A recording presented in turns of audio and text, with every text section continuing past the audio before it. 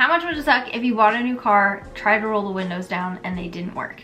It's a minor inconvenience, but it would put a bad taste in your mouth toward the salesperson and the dealership. One of the top ways to turn clients into raving fans that tell all their friends about you is to make sure that their experience is as pain-free as possible. The first touch point that they have after pulling the trigger with you is your onboarding, which better feel like a freaking dream to them. And if it sucks, aka requires a lot of action from them, or doesn't make them feel like they absolutely made the best purchase decision, then you need to change something immediately, because keeping existing clients is much easier than constantly trying to find new ones. There are a few things that you should have in place, and we're gonna talk about those things today. But if you don't know why I'm talking about this, hi, I'm Sam, a six-figure fitness coach turned systems and automations consultant, and this is how I grew my business. If you enjoy learning about efficiency in your business, be sure to hit the follow and like buttons. So how do you know if your onboarding needs help? First, you get a lot of questions right after initial purchase.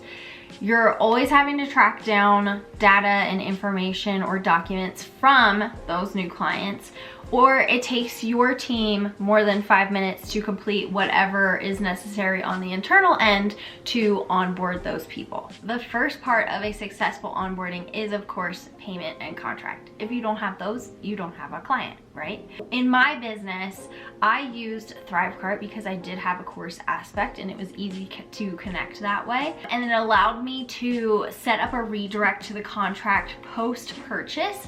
Now, we always like to have a fail-safe, so I would also include the contract in my initial onboarding email, which I will talk about in just a few minutes. Let's assume payment and contract are completed. Now, how does that person know how to get access to the information that you're going to provide to them, how they communicate with you, how they get access to your course if you have one, and how do they do so without feeling like they're being pulled in a million directions? Adding people to your course, if you have one, should be completely automated. There should be no step where you are going in and adding them. All they have to do is log in. If there is an aspect where you need to get some information from them, that's harder to automate because obviously they have to answer questions.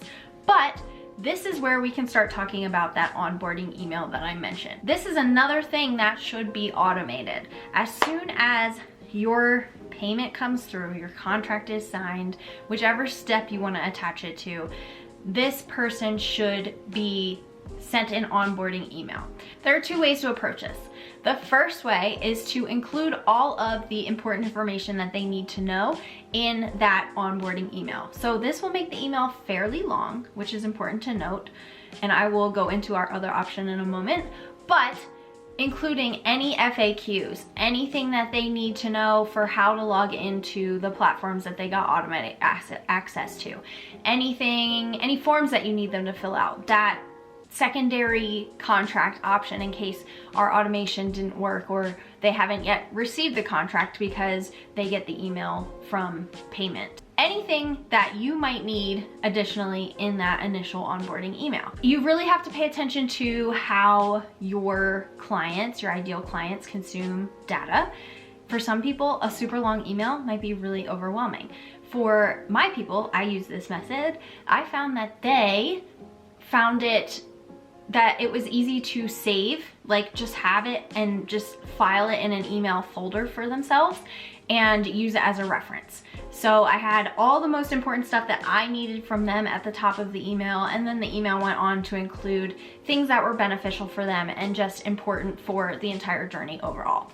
So that's what I found worked best for me. The second option is making your email shorter, just having a couple of bullet points, directing them either to, you could do the long typed information in a page that is on the back end of your website. It's still going to be a long document for them to read, but maybe not as overwhelming coming in email form. Or you could do that and then also have, you know, links to like a specific video resource. I did have links to video resources in my very long email. I was asking for like measurements and photos, and I would show them how to do that in videos. So I had all of that stuff linked there, so they didn't have to go into a course to find it because it might take them a little bit longer, and then I won't have the data that I need to get their program going. So that's what I found worked best for me. It's really important to evaluate how your process works with what information you need to get them going as soon as possible, because people want results like that. So how they consume data, what makes them feel the least overwhelmed, and presenting it in a way that makes sense around that. This initial email, no matter how long or short it is, should be connected to an automated email sequence. And that should be within a bulk email sending service. If you do not already have one of those, you need to get one. A lot of times when you're just starting out, they have a lot of free options. So I personally used ConvertKit, but you better not be sitting down to send an onboarding email every single time somebody signs on for your services. That is a 100% way to block your business growth, because it's just wasting time when there's such easy automated ways to get the information out to people. So please, please do that.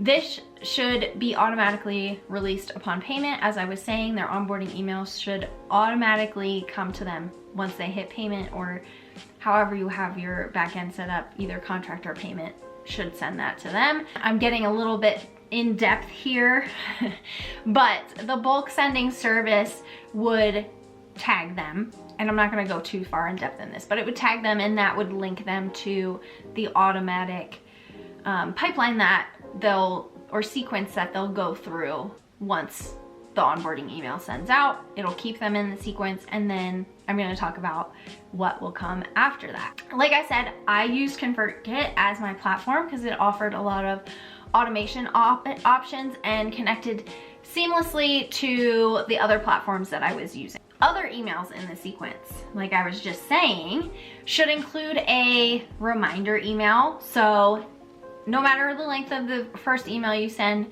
a lot of times people will read their emails, do stuff quickly, and then say, okay, I'm gonna come back to this later. But they don't always remember to.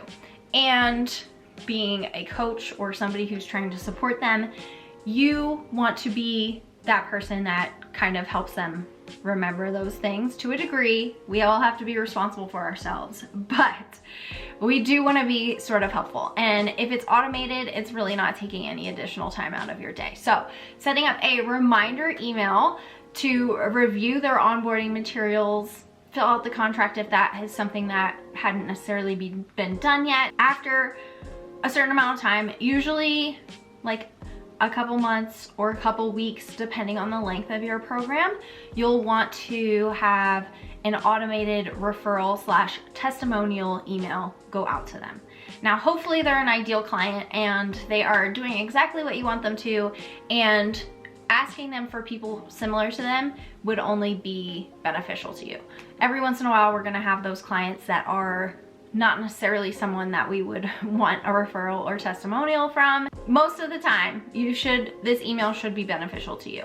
And this is a step you don't wanna miss. You can send this email, like I said, whatever makes sense for the period of time that people usually start to see results and feel good about their time with you. That's what time I would set that for. And that can be automatically sent. You can also set up other ways to ask them for that, but sending an automated email is super easy. There's no reason why not to send it. You don't want to miss that step, because this is like having a sales team in your business without having a sales team in your business.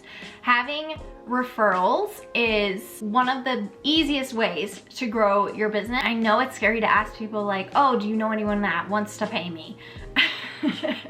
You know, it's weird. And there's certain ways that you can word it. You can provide rewards to people, like a percentage of bringing a new person in. It doesn't have to be a huge percentage, but money is very incentivizing. You can offer gift cards. There's a million ways. Like, you could offer a free month in your program. Whatever feels the best to you and makes the most sense on your values and what you feel works well in your business, offer that as an incentive. And if people are enjoying your program, it doesn't feel as weird to them as it does to you. If I go get my hair done and my hairdresser is amazing, which she is, I'm gonna tell other people to go to her. And if she asked me if I knew anyone that might need to get their hair done, I'd genuinely think about it and try to send someone her way because I like her, I care about her. We've built a relationship just like you're doing with your clients. So yes, it may feel weird on your end, but it's absolutely not as weird. And if somebody is enjoying your program and you're providing great service,